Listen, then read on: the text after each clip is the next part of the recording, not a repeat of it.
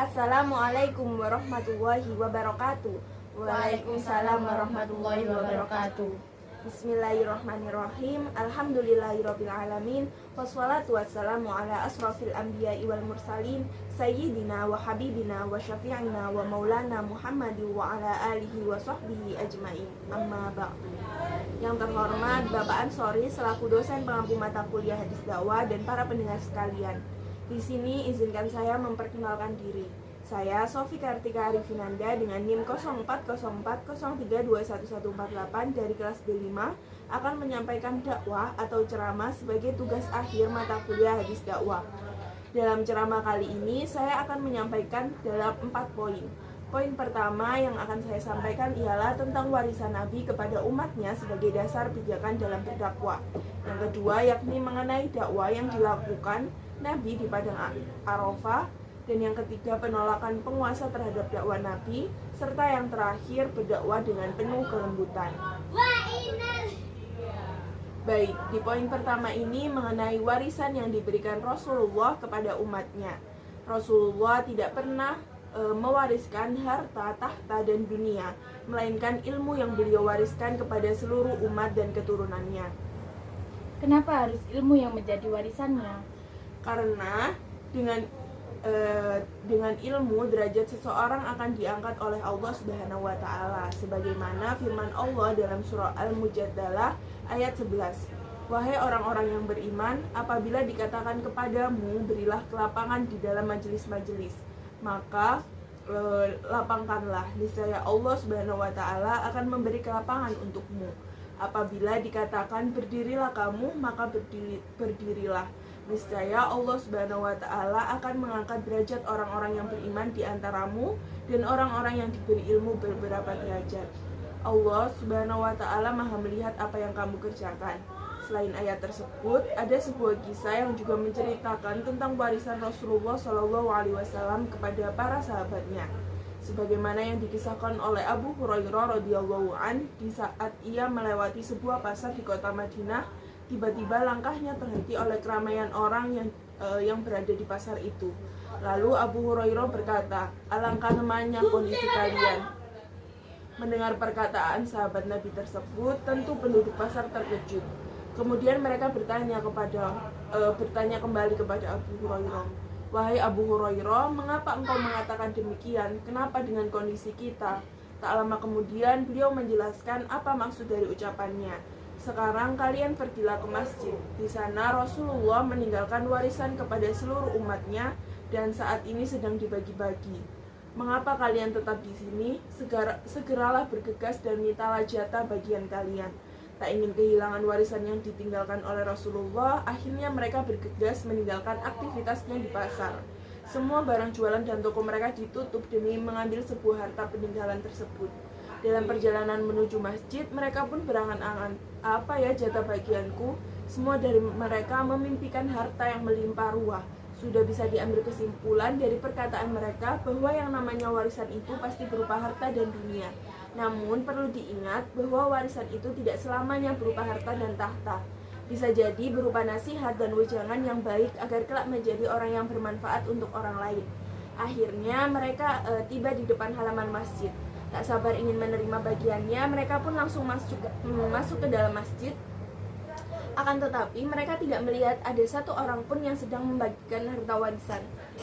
Tidak ingin menunggu lama meninggalkan bisnis mereka yang ada di pasar, mereka pun langsung kembali ke pasar dan menemui Abu Hurairah. Dalam perjalanan pulang, mereka saling bertanya satu sama lain, "Mengapa seorang sahabat Nabi seperti Abu Hurairah tega membohongi kita? Ya sudah, biarlah saja. Coba nanti kita tanyakan apa maksudnya dia membohongi kita," jawab yang lain. Sesampainya di pasar, Abu Hurairah tetap berdiri di tempat semula sambil menunggu kedatangan mereka. Dan beliau bertanya kepada mereka, "Bagaimana sudah kalian ambil bagian kalian?" Sungguh tega engkau Abu Hurairah membohongi kami, padahal kami begitu memuliakan engkau sebagai sahabat Nabi," jawab mereka dengan nada kecewa. "Bagaimana mungkin saya membohongi kalian? Apa kalian tidak melihat sesuatu di dalam masjid itu?" tegas Abu Hurairah. Dengan perasaan hampa mereka menjawab, "Saya tidak melihat ada pembagian harta warisan di sana. Yang kami lihat hanya ada beberapa kelompok orang yang membentuk halaqah. Ada satu kelompok yang berdiskusi tentang halal dan haram, ada kelompok lain yang sedang membaca Al-Quran, dan ada pula yang sedang melaksanakan sholat sunnah." Abu Hurairah pun tertawa mendengar jawaban dari penduduk pasar dan menjelaskan, "Celakalah kalian, asal kalian tahu itu adalah warisan Rasulullah SAW untuk umatnya, agar kalian bisa menjaga warisan Nabi dengan mengajarkan kepada orang yang membutuhkan." Rasulullah SAW tidak pernah mewariskan harta kepada umatnya. Beliau hanya mewariskan ilmu agar supaya diamalkan. Perkataan Abu Hurairah tersebut sejalan dengan hadis yang diriwayatkan oleh Imam At-Tabarani di dalam kitab Al-Awsat, yang artinya sesungguhnya ulama adalah pewaris para nabi, dan sesungguhnya para nabi tidak mewariskan dirham ataupun dinar, hanya ilmu yang diwariskan oleh para nabi. Kisah di atas bukanlah satu-satunya cerita yang menjelaskan pentingnya menuntut ilmu. Ada banyak lagi cerita dan kalam para ulama yang menjelaskan bahwa ilmu merupakan bekal di dunia dan di akhirat. Seperti perkataan Imam Syafi'i dalam kitab Al-Manhaj As-Sawi, "Orang yang ingin hidup di dunia, maka berkailah dirinya dengan ilmu, dan barang siapa yang ingin hidup di akhirat, maka berkailah dengan ilmu pula, karena ilmu dibutuhkan di dunia dan di akhirat." Selanjutnya mengenai dakwah yang dilakukan Nabi di Padang Arafah. Ini adalah poin kedua. Khutbah Nabi Muhammad SAW yang dilakukan di Padang Arafah dikatakan sebagai khutbah terakhir yang dilakukan oleh Rasulullah sebelum beliau meninggal dunia. Dalam khutbah tersebut terdapat berbagai macam ujangan yang dapat diimplementasikan ke dalam kehidupan sehari-hari umat manusia. Peristiwa ini terjadi saat haji wada dan atau haji perpisahan yang dilakukan oleh Nabi Muhammad SAW. Dalam sebuah hadis disebutkan situasi di Padang Arafah saat itu merupakan seperti saat umat manusia dibangkitkan kelak pada hari kiamat di padang mahsyar. Rasulullah melaksanakan haji wada dengan bertolak dari Mina menuju ke Padang Arafah setelah matahari terbit di bulan Dzulhijjah, hari ke-9 atau hari Arafah. Kemudian Rasulullah SAW berkemah di kaki Jabal Rahmah dan berdiam di dalamnya hingga saat matahari tergelincir di waktu zuhur. Setelahnya Rasulullah SAW menaiki unta kesayangannya yang bernama Al-Qaswah, dan kemudian ia berdoa sambil mengangkat kedua tangan beliau. Kemudian Rasulullah pergi menuju Wadi Uranah yang telah dipenuhi oleh kaum muslim. Di tempat inilah Nabi menyampaikan khutbah terakhirnya. Berikut ini isi dari khutbah terakhir yang disampaikan oleh Nabi Muhammad SAW. Yang pertama, mengingat bahwa zaman telah berputar dari saat pertama kali Allah menciptakan langit dan bumi. Yang kedua, terdapat 4 bulan haram atau suci di antara 12 bulan dalam 1 tahun. Bulan tersebut diantaranya ialah bulan Zulqa'dah, Dzulhijjah, Muharram, serta yang terakhir terletak di antara bulan Jumadil Akhir dan Sya'ban, yaitu Rajab. Saat melakukan kultum tersebut bertepatan dengan hari raya Kurban di bulan Zulhijjah, dan mereka semua yang hadir sedang melaksanakan haji di tanah suci. Yang ketiga, Rasulullah menyuruh bagi semua yang hadir untuk menyampaikan kepada orang yang tidak hadir, karena barangkali orang yang tidak hadir tersebut memiliki pemahaman dan dapat menerima ilmu lebih mudah ketimbang yang hadir. Yang keempat, riba dalam segala bentuk itu tidak berlaku.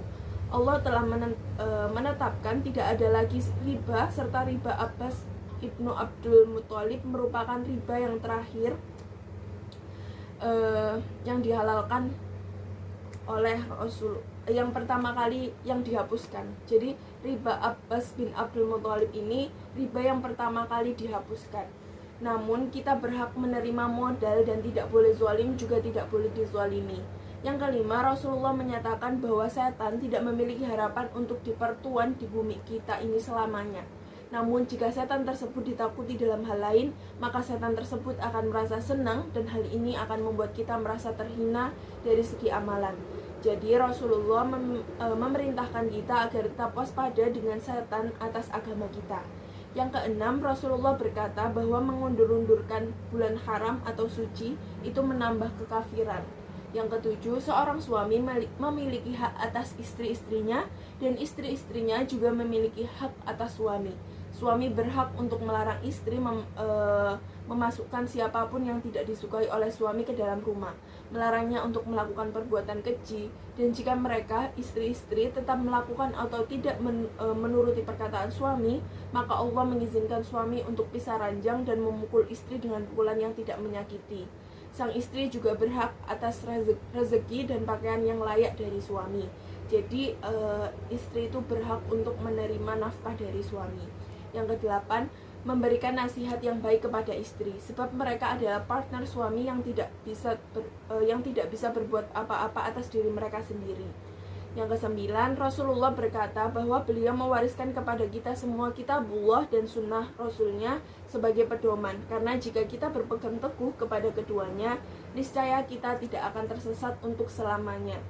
Yang ke-10, yang ke-10 dan yang terakhir, setiap muslim merupakan saudara bagi muslim yang lain, bahwa seluruh umat muslim adalah bersaudara. Jadi tidak halal bagi seorang untuk mengambil sesuatu dari saudaranya kecuali yang diberikan dengan kelapangan hati atau tulus, maka jangan berzalim kepada diri kita sendiri. Kenapa haji wada disebut sebagai haji perpisahan? Pertanyaan yang bagus. Jadi saat Nabi melakukan khutbah di Padang Arafah, ini juga menjadi kali pertama dan terakhir Nabi melakukan haji. Haji tersebut disebut dengan haji wada, yang artinya haji perpisahan. Karena kurang lebih 3 bulan setelah Nabi melakukan haji tersebut, Rasulullah SAW pergi untuk selama-lamanya meninggalkan dunia yang fana ini menuju Robnya. Haji wada disebut sebagai tanda wafatnya Nabi Muhammad SAW yang ditunjukkan dengan beberapa tanda seperti takluknya kota Mekah, sejumlah tokoh Bani Safik mulai memeluk agama Islam, dan masih banyak lagi. Poin selanjutnya yaitu yang ketiga, mengenai penolakan penguasa terhadap dakwah Nabi. Jadi Nabi Muhammad SAW menggunakan berbagai metode dalam dakwahnya. Salah satunya adalah dengan mengirimkan surat kepada para raja atau pemimpin suatu daerah. Surat-surat ini dikirim kepada raja-raja untuk mengajak mereka menerima Islam serta beribadah kepada Allah Subhanahu wa Ta'ala. Respon para penguasa tersebut ketika menerima surat dari Rasulullah bermacam-macam. Ada yang mengikuti ajakan Nabi dan ada pula yang menolak, bahkan sampai membunuh utusan Nabi Nabi yang mengantarkan surat tersebut. Penolakan dilakukan oleh Khosros. Kaisar Persia Khosros terlalu sombong untuk menerima ajakan Nabi. Dia marah karena nama Nabi mendahului namanya di surat itu. Jadi dia merobek-robek surat tersebut. Khosros juga mendikte perintah kepada Raja Muda di Yaman untuk mengirim beberapa orang kuat untuk menangkap Nabi dan membawanya. Tidak hanya itu, dia juga menyurati gubernur di Yaman, Bazan, agar mengirim 2 orang terkuat kepada Nabi Muhammad. Sedang beberapa saat mereka berdua tiba di Madinah dan menyerahkan surat Bazan untuk Nabi Muhammad. Kemudian mereka diperintahkan untuk pulang dan balik keesokan harinya. Sampaikan kepada teman kalian, Bazan, bahwa Tuhanku sudah membunuh Kisra, tuannya, malam ini 7 jam yang lalu. Kata Nabi Muhammad kepada 2 utusan tersebut. Benar saja, putra Kisra yang bernama Syuriyah sendirilah yang membunuhnya. Kekuasaan kerajaan Kisra juga terkikis sedikit demi sedikit hingga akhirnya hilang total setelah kalah menghadapi serangan pasukan umat Islam pada 637 Masehi atau 8 tahun setelah Nabi berdoa. Harits bin Umair al-Azadi, utusan Nabi yang bertugas menyampaikan surat kepada penguasa Basra, dibunuh sebelum sampai ke tempat tujuan. Riwayat lain menyebutkan dia dibunuh ketika tiba di hadapan Syurabil, dan Haritslah satu-satunya utusan Nabi yang dibunuh. Seperti apa isi surat yang dikirim Nabi kepada para penguasa tersebut? Lalu siapa yang menulis suratnya sedangkan Nabi tidak bisa membaca dan menulis? Isi surat-surat yang dikirimkan Nabi kepada para penguasa yaitu seperti salah satu contohnya surat yang dikirimkan kepada Herakulius yang berbunyi, dengan nama Allah, pengasih dan penyayang, dari Muhammad hamba Allah kepada Herakulius pembesar Romawi. Salam sejahtera kepada orang yang sudi mengikuti petunjuk yang benar. Kemudian daripada itu, dengan ini saya mengajak Tuan menuruti ajaran Islam. Terimalah ajaran Islam, Tuan akan selamat. Tuhan akan memberi pahala 2 kali kepada Tuhan. Kalau Tuhan mengelak, maka dosa orang-orang Arisyin menjadi tanggung jawab Tuhan. Wahai orang-orang ahli kitab, marilah sama-sama kita berpegang pada kata yang sama antara kami dan kamu, yakni bahwa tak ada yang kita sembah selain Allah, dan kita tidak akan mempersekutukannya dengan apapun. Bahwa yang satu tak akan mengambil yang lain menjadi Tuhan selain Allah, tetapi kalau mereka mengelak juga, katakanlah kepada mereka, saksikanlah bahwa kami ini orang-orang Islam. Jadi kurang lebih isi dari suratnya itu seperti itu. Lalu pertanyaan selanjutnya, siapa yang menulis surat tersebut sedangkan beliau tidak bisa membaca dan menulisnya? Jadi Nabi itu memiliki seorang sahabat yang bernama Zaid bin Sabit. Nah, beliaulah yang menjadi juru tulis Nabi Muhammad. Zaid bin Sabit merupakan sosok yang cerdas, cakap, dan dapat menguasai berbagai bahasa. Oke, lanjut ke poin yang keempat dan yang terakhir ya. Mengenai dakwah dengan penuh kelembutan. Meskipun dakwah Islam banyak menerima penolakan, hal ini tidak mengganggu Nabi untuk terus berdakwah. Nabi tidak pernah melakukan dakwah dengan kekerasan dan terkesan memaksa. Jiwa seorang muslim yang lemah lembut merupakan refleksi dari kelembutan kolbu. Semakin lembut kolbu seseorang, maka kelemah lembutannya akan semakin tampak. Kolbu yang lembut akan memancarkan jiwa-jiwa yang peka. Sebaliknya, hati yang kesat dan keras akan melahirkan tindakan yang kasar, sembrono, bahkan brutal.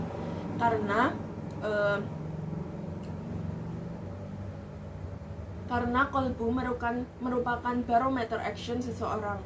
Maka tidak heran kalau Nabi SAW menyatakan bahwa surga itu diperuntukkan bagi mereka yang memiliki jiwa-jiwa yang lembut, karena Allah mencintai kelembutan. Beliau bersabda dalam hadis dari Iyad ibnu Hamarah radhiyallahu an, ahli penghuni surga itu 3 orang. Orang yang memiliki kekuasaan, adil, dan diberi petunjuk atau muwafaq. Seseorang yang pengasih dan berhati lembut kepada setiap kerabat dekatnya dan setiap muslim, dan orang yang menjaga kehormatan, senantiasa menjaga kehormatannya padahal ia memiliki kebutuhan untuk keluarganya. Subhanallah, Islam begitu mengajarkan kepada umatnya untuk berlaku lemah lembut terhadap sesama. Bahkan ahli surga disematkan kepada orang pengasih dan berhati lemah lembut kepada sesama. Lemah lembut yang Rasulullah SAW contohkan kepada para pengikutnya ialah bahwa lemah lembut bukan berarti tidak tegas. Rasulullah SAW sama sekali tidak mengajarkan kekerasan, melainkan mengajarkan ketegasan. Di dalam berdakwah, sikap lemah lembut sangatlah dibutuhkan. Dakwah akan tepat sasaran jika dilakukan dengan lemah lembut, tidak dengan paksaan bahkan kekerasan. Rasulullah SAW sebagai suri tauladan bagi kita telah mencontohkannya dengan perilaku lemah lembutnya ketika suatu hari Rasulullah SAW beserta para sahabat berada di masjid. Tiba-tiba datang suku Badui mengencingi salah satu bagian masjid. Apa yang terjadi kemudian?